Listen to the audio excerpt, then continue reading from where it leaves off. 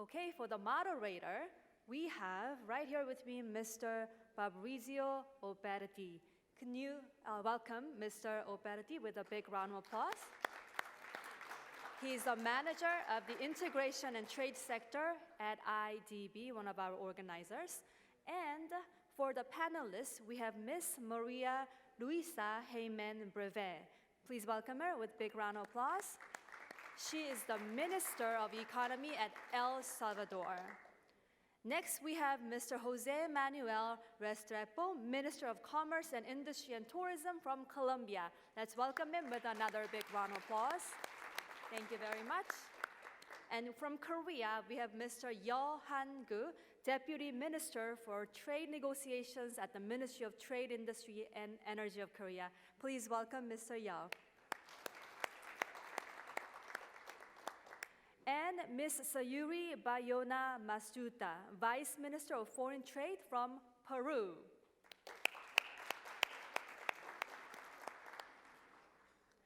Next, we have Mr. Chu Yang-kyu, Executive Vice President of SKENC from Korea. Let's welcome Mr. Chu. Last but not least, we have Mr. Marcio Castillo Arismendi, who is the CEO of Ingeniería y Construcción Sicto Coppers Brazil. Please welcome him with a big round of applause. Okay, please. Well, good morning to everyone. It's great to be here in Seoul once again, our 5th Korea LAC Summit. Thank you for this amazing team we have in the Korean government to partner once again. We started 12 years ago, and we're really fortunate to be in this beautiful city of Seoul to talk about trade and investment and the potential between trade and investment between Korea and Latin America. In a glimpse, trade and has reached record levels, yet there are really lots of potential and benefits to reap from this relationship. So I'll set the context for this conversation. Latin Americans and Caribbeans and Koreans love football, love soccer. So I'll make an analogy about football. How is this field we're playing, this match of trade and investment? And this field in the trade side is characterized by 3 Fs. 3 Fs, the field, and 3 Fs. Those Fs are fast growth, few countries, few goods. Fast growth, a 4-fold increase in trade in the last 2 decades, as President Moreno said in his speech. So that relationship is very dynamic. Yet few countries are really reaping on that relationship, really leveraging more. Chile, Mexico, Brazil, and Peru account for 90% of the exports of the region to Korea. And few goods. LAC exports to Korea are highly concentrated in extractive products, mainly mineral products, fuel and energy, which account for 60%. How is the field in the investment side? It's also highly concentrated, the Korean investment, in terms of destination. Brazil and Mexico capture 2/3. Yet, the foreign direct investment is going into higher value added. The share in manufacturing has increased from 27% in 2009 to almost 50% in 2018. And there are some nice examples of Latin American firms and Caribbean firms in the Korean market. Firms like Colombian coffee Armativo that is here investing, as well as Mexican auto part producer Catco and AgroSuper from Chile and others. So what has been sort of the obstacle, or in a way the opportunity, are the trade costs. The tariffs are still high. The average tariff that the LAC exporter faces in Korea is almost 27%. The average tariff that the Korean exporter faces in LAC is about 6%. This has wide variations among sector and countries, but the tariffs are still high.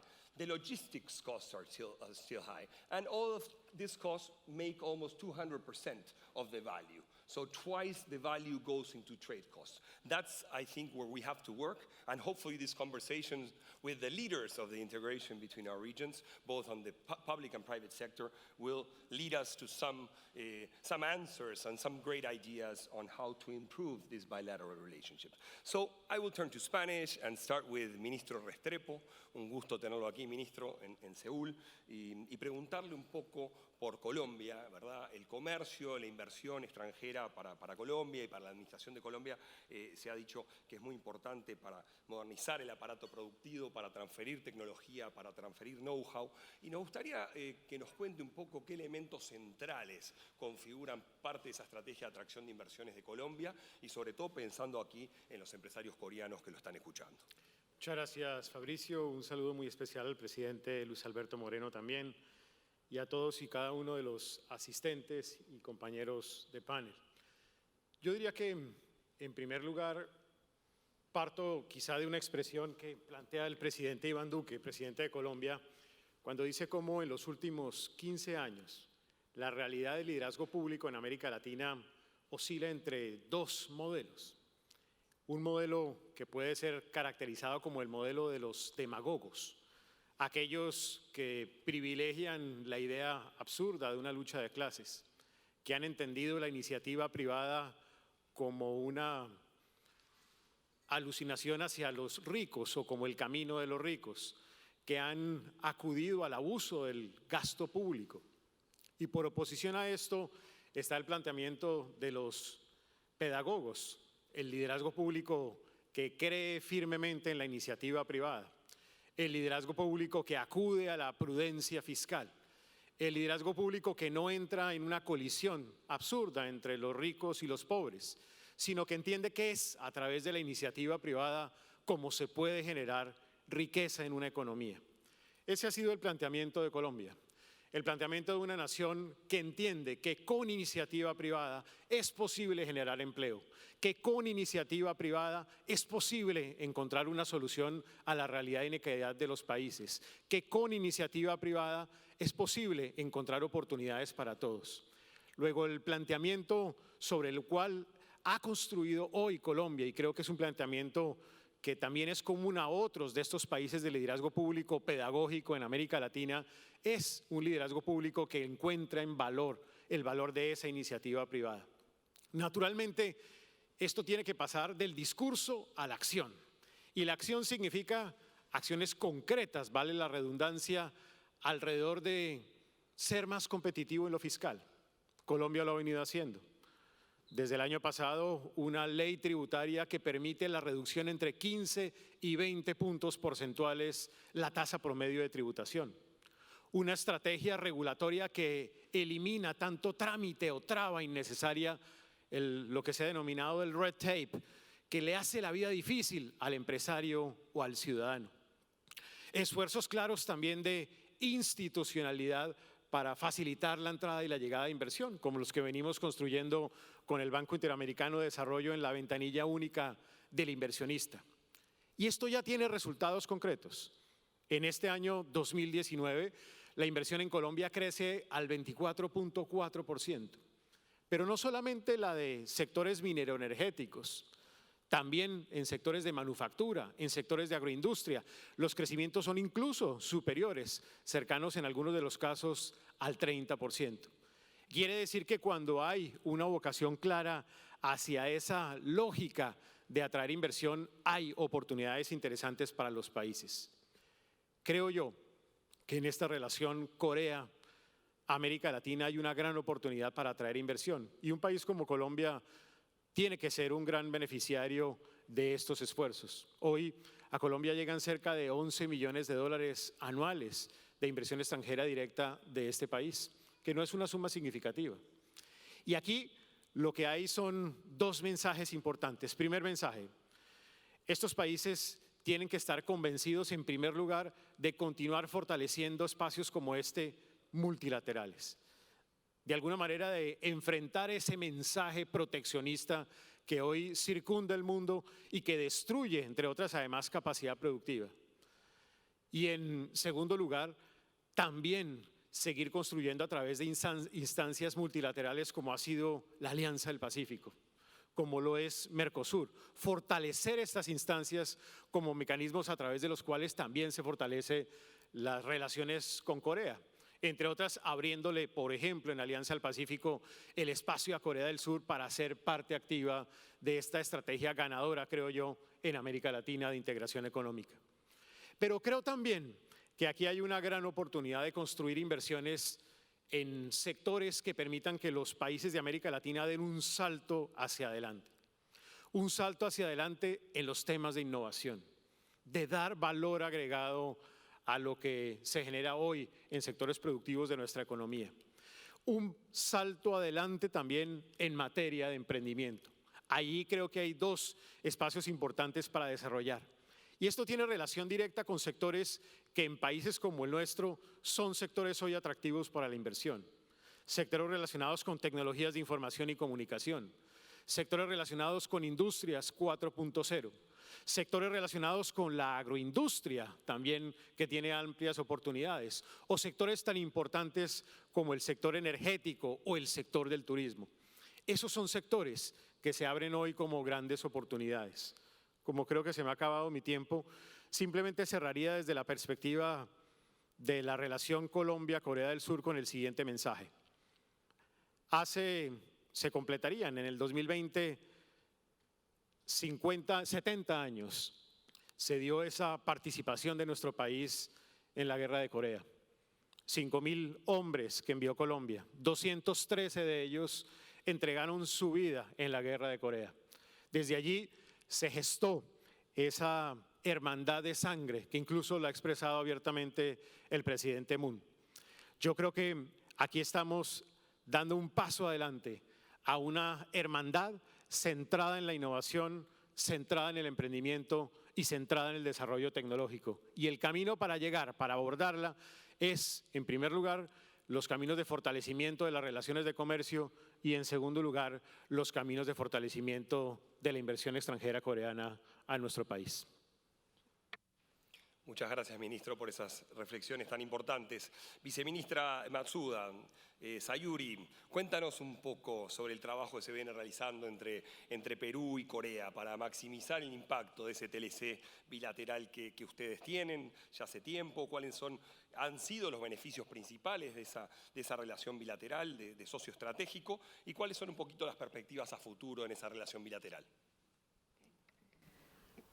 Well, good morning. I'd like to first thank the IDB and the Korean government for organizing this forum. This is something that is very satisfactory for us to be able to be here today. With regards to our relationship with Korea, as you know, we have a free trade agreement that entered into force in the year 2011. So since that trade agreement entered into force, trade has become more dynamic. Our exports to Korea have increased by about 50%. And this is placed in a context in which the relations have been growing for a number of years already. Since the year 2000 to 2018, our trade has increased in more than eightfold. So currently, Korea is Peru's 5th trading partner. This has also changed dramatically over the years. Before we had the FTA, Korea was our 11th trading partner. So this has also been able to consolidate our relationship. This trade agreement has also enabled us to diversify our trade. In particular, as you know, Peru is a country that is very rich in mining products and fishery products and in raw materials in general. But through the trade agreement, we have been able to diversify our trading structure with Korea. We are now exporting a large number of agricultural products, such as Brazil nuts, in which we are the first supplier for Korea. We are selling grapes, we are selling mango, and there have been recent developments as well, such as the opening of the market for Peruvian avocado. And this is something that is very important for us because we find that there is a very large potential for development in Korea. Korean investment has also grown in Peru in different sectors, mainly the mining sector, but also in energy, in fisheries, and other areas. What is I think the most significant catalyst for attracting this investment and trade? Basically, I think in a macro level, it's the macroeconomic stability that we have as a country, clear trading rules through our FTA, but otherwise also having a very stable investment regime, a very open economic policies in general. So I think that has been the main force to provide security to both Korean and Peruvian investors and traders. There are, of course, many challenges for furthering trade between our countries. One of them is logistics, in fact. Like you mentioned, Fabricio, this is a large challenge that we have not only in Peru, but in all of the Latin American countries. And of course, we continue to work in order to improve our infrastructure. With Korea, we have very positive perspectives towards the future. We continue to work very closely in APEC, in which we have similar positions on many of the issues discussed there. And more recently, we have launched the negotiation process for a trade agreement between the Pacific Alliance countries and Korea. This was announced in June this year. We are very happy to be able to begin these negotiations, these discussions, which will give us an opportunity to further improve in the bilateral sense, further improve the market access that we have and which has been so successful to date, but also to engage in new opportunities such as origin accumulation that we will have under this agreement, which will be able to help us make better use of global value chains between our countries. And of course, our relationship with Korea is also based on cooperation and cooperative activities that we have and that we can share information on. But it's generally with knowledge-related issues, and I think that has also been a very significant tool in order to strengthen our relationship. Great, thank you, Sayuri. And while talking about trade negotiations with Korea, we have Han Koo-yo here, which is the Deputy Minister for Free Trade Agreements with Korea. So it's great to have you here, Han Koo. And we'd like to ask you, what do you believe is the current state of the trade policy, the trade and investment policy between Korea and Latin America and the Caribbean? What's the orientation of that trade policy so that the authorities here and the entrepreneurs can listen to your perspective? Okay, thank you very much. Good morning. First of all, I'd like to thank IDB and President Moreno for organizing this fabulous event. In fact, this is not the first time that I'm participating in the Korea and LAC Business Summit, but I cannot think of better timing than now to have distinguished guests from all this LAC region. From trade and investment perspective of the Korean government, LAC region is actually one of the top priority for us to engage and expand trade network at this point in time. I'm kind of taking an example of Pacific Alliance and Mercosur when I talk about how trade can make a big impact on this, the mutual growth and prosperity. In fact, with the three countries in Pacific Alliance, we have FTAs already with Peru, Chile, and Colombia. And then with Mercosur, we don't have any trade agreement yet. So now, with Mercosur, we are in the process of negotiating new trade agreement. In fact, last week, the delegation from Mercosur was in Busan, and we had a trade negotiation.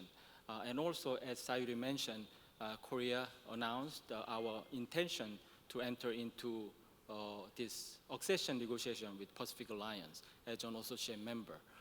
But if you just look at, compare this, the physical size or the size of GDP between Mercosur and Pacific Alliance, of course, Mercosur is it's a bigger economic bloc. I think about this PA is about 80% of this Mercosur in terms of GDP size. But if you look at the size of trade volume between Korea and Mercosur and Korea and Pacific Alliance, this latter, which is the trade volume between Korea and Pacific Alliance, is 2.7 times bigger than the trade between Korea and Mercosur.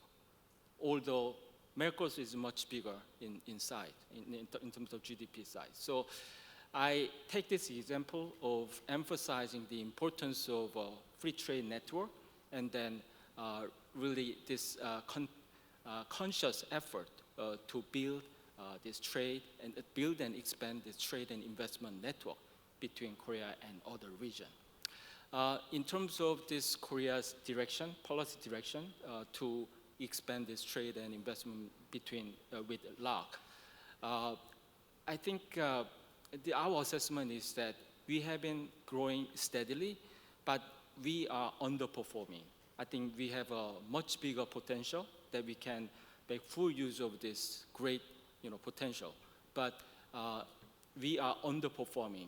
I think partly because of this sheer distance between Korea and LAC region. So right now, Korea is actively engaging and trying to expand our trade network with LAC region. As I mentioned, first, the Pacific Alliance, we are in the process of negotiating terms of reference between Korea and Pacific Alliance right now, and we hope to launch official round of negotiation as soon as possible. And also with Mercosur, we plan to conclude this negotiation by the first semester of next year. So with these two big economic blocs, and by the way, also we had concluded our FTA with these 5 Central American countries, and then as of October 1st of this year, this new FTA with Central America came into effect. So now Korean consumers can enjoy a lot of good quality products from Central America as well. So the first, I think, as I mentioned, right now, this expanding and building new trade network and between Korea and LAC through Mercosur, Pacific Alliance, and other initiative is one of our top priority in terms of trade policy. And we think that there's a much to gain mutually from by having this kind of trade network, because Korea has a very unique development experience. As you know, 50 years ago, Korea was much poorer than many of these Latin American countries, but with unique this development experience, I think both regions can benefit mutually. And second of all, as I mentioned, the main block, the stumbling block so far between Korea and LAC has been this sheer distance between two regions. But as you know, with all this new technology and innovation, especially related to fourth industrial revolution and also this e-commerce, digital economy, I think we are entering into a new era where we can overcome those sheer distance by establishing this new framework of trade and investment. So I think in that sense, this is very opportune and good timing for Korea and LAC region. Thank you. Thank you, Hanku. Maria Luisa, I think you're going to speak in English, so I'll ask you in English. Minister of the Economy of El Salvador, welcome again. Given the recent coming into place of the free trade agreement between Central America and Korea, which I congratulate you for, which sectors do you think have the greatest potential in Central America to attract investment for Korea? And how does this investment add to or complement those value chains that already exist in El Salvador and in Central America? Thank you, Fabricio. I wanted to start by thanking Presidente Moreno and the IDB team and all the Korean agencies and ministries that have worked together to put this event together, which for El Salvador, it's so timely. In January, we expect to have the entry into force of our free trade agreement, And we're currently working in the preparation towards that entry into force, and it's great to be here and be able to meet with government officials, IDB members, and also the private sector, because we believe that we cannot promote investment, we cannot grow as a country by ourselves. We have to do it with others.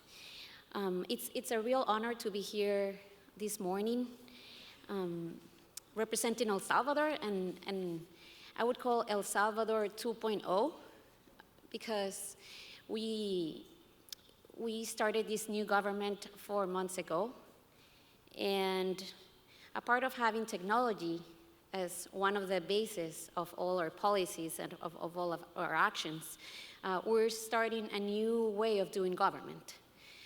We found a country where the private sector was not linked at all with the public sector. There was not cooperation between these sectors, and since we started working in this government, I'm not going to share all the achievements, but I think one of the biggest achievements in these 4 months has been recover the trust of our local and foreign investors in the country.